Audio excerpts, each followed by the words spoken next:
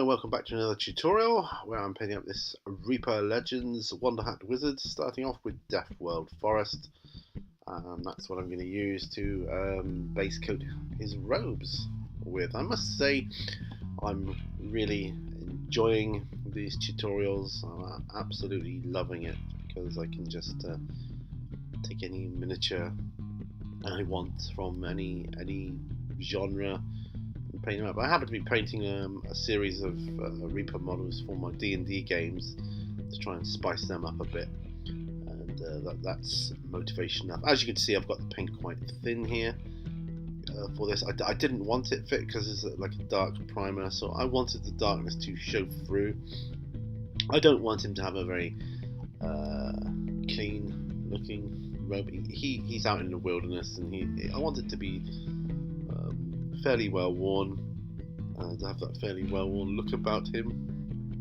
And for me, putting on the colour nice and thin. I didn't even put a second coat on, I just left it as it was. So Midland Flesh from P3 is what I used to do his skin tone, his base skin tone.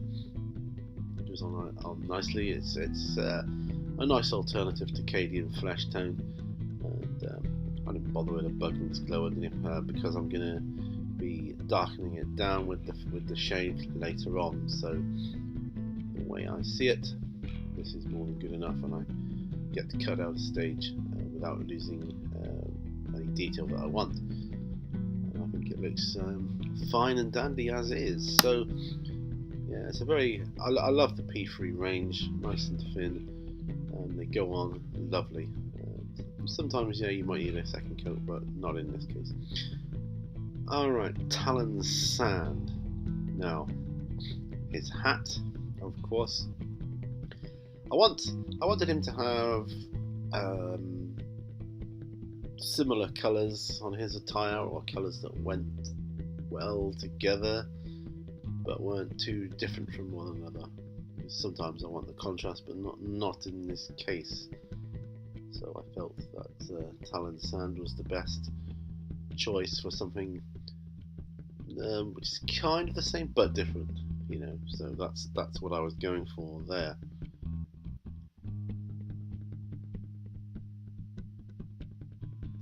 I must say these Reaper models are an absolute joy to paint. They really are. The poses are brilliant. So this is like I say, it's from the Legends series. Like Mornfang Brown is next, and his walking stick gives a good base wood colour. These Legends series, they seem to be mostly metal, so you know, painting metal again. It's been a little while, but I do enjoy painting up metal miniatures. It's so reminiscent of my early D&D games that yeah, I get very nostalgic when painting them, because it just takes me right back to when I was playing D&D for the first few times, when I couldn't paint, I didn't have the paint or any kind of knowledge about painting it at all. I find Mornfang Brown does a good wood, so I'm using it for his pipe there as well.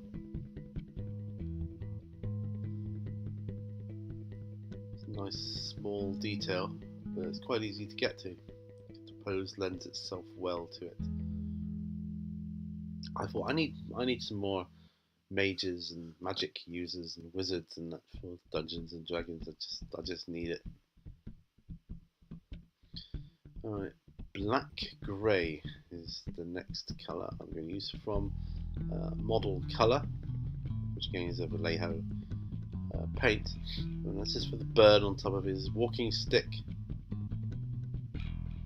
The Black Grey is rather nice, not as contrasting as something like, say, Abaddon Black or Dead Black.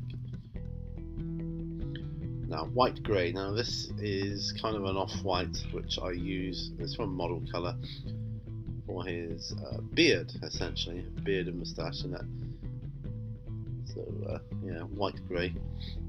I was surprised at how well it covers, being a white, covering over a very, very dark grey black. With this being a white grey, when you put it on,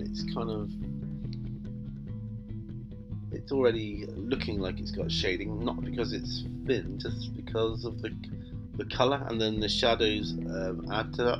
Of course I put some shade in later, but it just looks good straight away. Sometimes you cannot beat natural light and lighting effects, so I mean, why try and emulate something that, you know, will only be a pale imitation of? Again, wizards traditionally would have white beards because they're old and wise, and that's just the cliche I like to have in my mind. I know that's not the case, but that's what I like. When I think of a wizard, that's what I think. Right, Agrac's Earth Shade is next. So for his hat,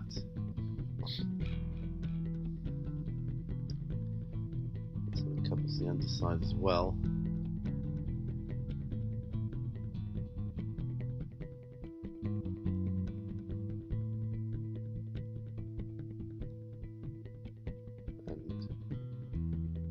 To do the wooden bits, so his pipe and then his staff. There we go. That looks good.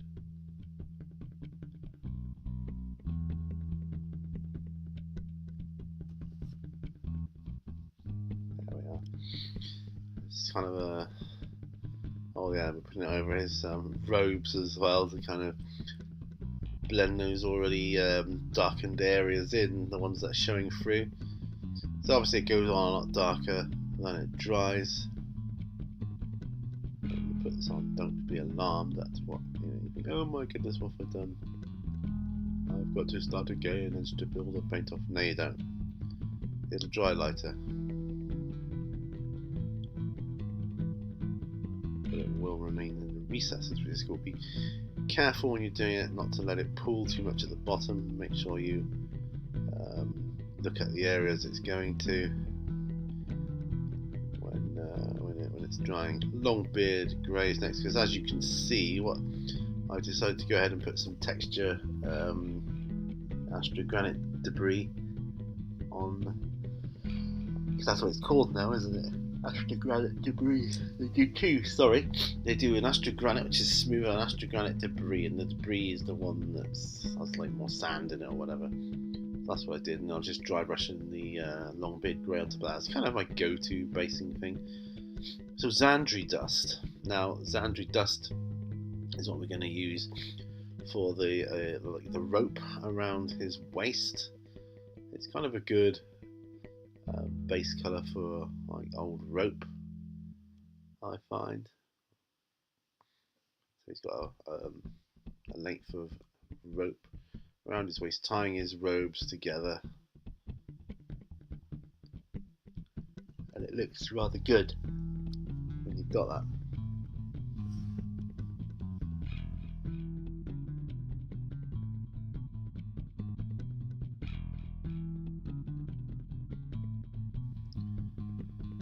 So I get a little bit at the back of his robe, make sure it goes all the way around. So Tusk Gore Fur is next from Citadel, and this is what I use to paint the bird, the feathers of the bird. I wanted the bird to be, you think of it, you think, oh yeah, it's going to be a black feathered bird, but no, I wanted it to be a kind of reddish brown coloured bird. And Tusk Gore Fur is the paint I elected to use for that purpose, and I think it works rather well. For me, it works rather well. It's pleasing to my eye, so yeah, that's what I wanted to do.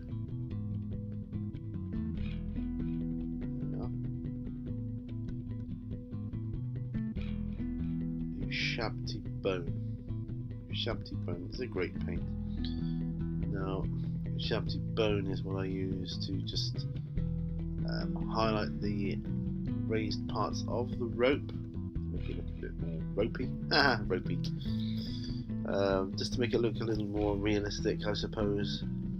So if you get in slightly closer, you will see it looks a bit more like the coils around the rope. Yeah, the smaller strands. So that made perfect sense to me to do that. Yeah. It's a really great model.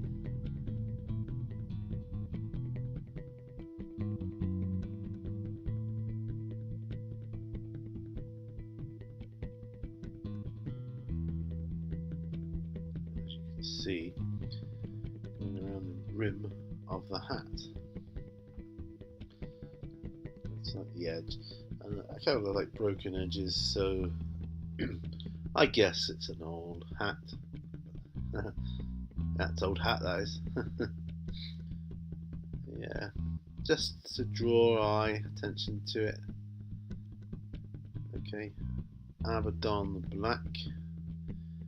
Now his shoes or boots, whatever, needed filling in, and so did the beak on the bird.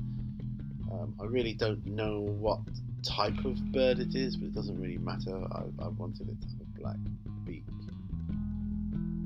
I just felt that looked better. And the very end tail feathers at the back, I wanted them to be black as well, so I just filled those in.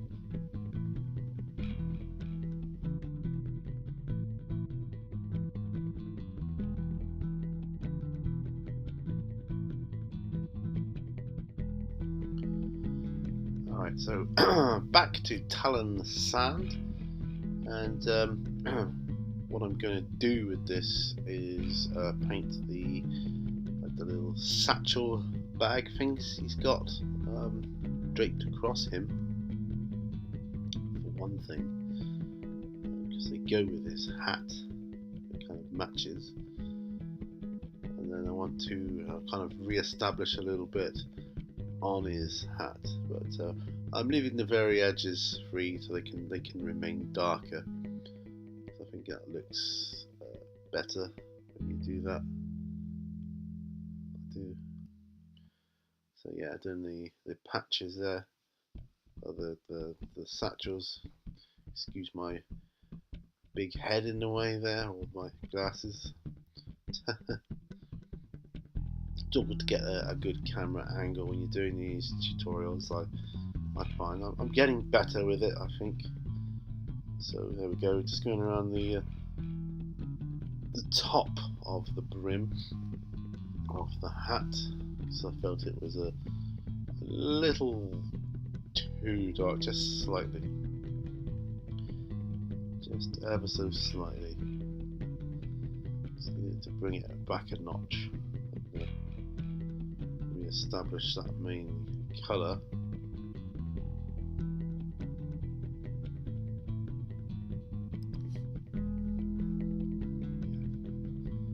It's a classic hat. It reminds me a little bit of the sorting hat in Hogwarts, Harry Potter, that's it. It reminds me a little bit of that.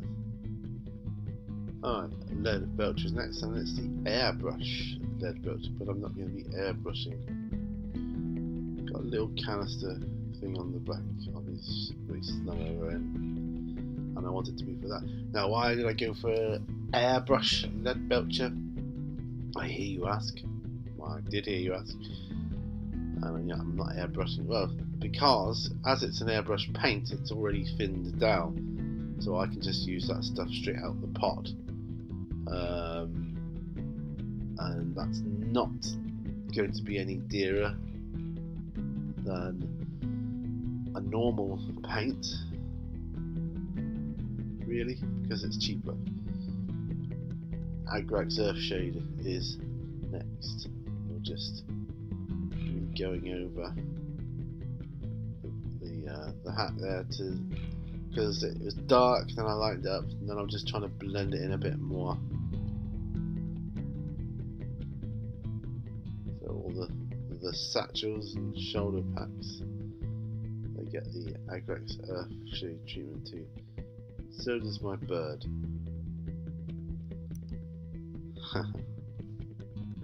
Right. Baneblade brown. It's quite a nice brown actually. I don't mind it. So these are for the straps for the satchels that are that he's shouldering. Baneblade brown. It's a more, I don't know, subdued brown. Not as red as some browns can be. I needed that. I wanted the straps to be fairly obvious, but not too eye-catching. I don't want to detract from the rest of the model. It was a tough choice on whether to go like maybe something like a scrag brown, but in the end, Baneblade brown was what did it. Alright, so a white grey again, once more. And what we are doing, we're doing a little moons and star things he's got on his robes. Well, I saw there was a couple of things like that on there. I didn't really pay too much attention. But it's not until you start going around the model that you realise how many are actually on the robes themselves. There's quite a few. I didn't count, but there is quite a few. Oh, there's another one. Oh, and another one, and another. I was a little bit surprised at how many there were. But I think, in the end, it looks quite effective. They're just little stars and whatnot. Yeah, I think it looks very effective. And the white grey again ties in with his hair and beard. And just brings the model to a more closed standpoint, like a full circle almost. There we are. Just establishing those, just slightly dabbing over the top because they are slightly raised, which is one of the things I liked about this model.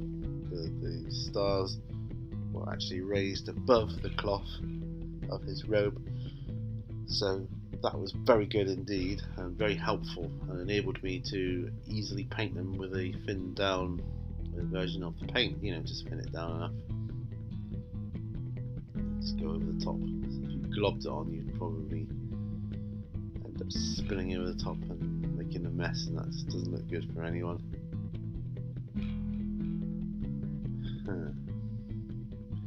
It really is a fantastic model, this.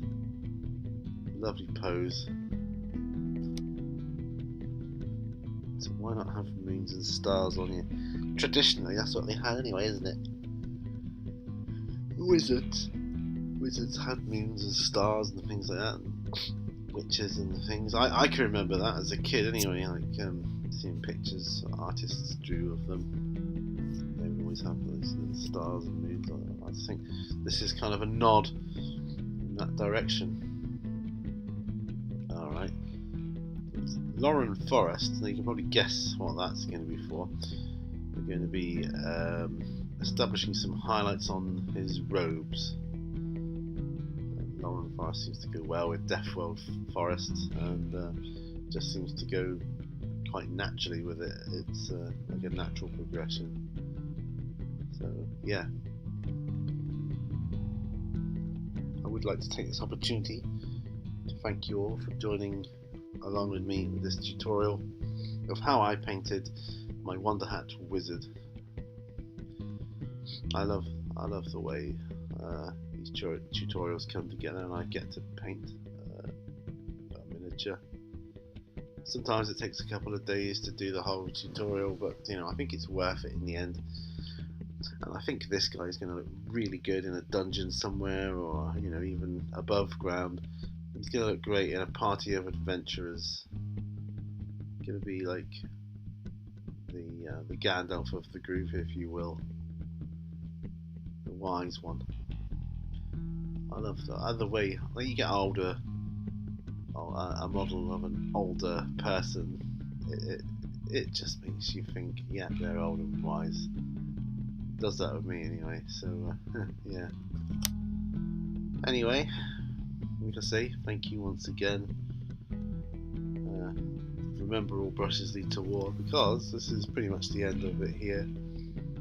You will see, and you'll see I use different brushes throughout as well. So I'm still going around just establishing these folds in the cloth and whatever.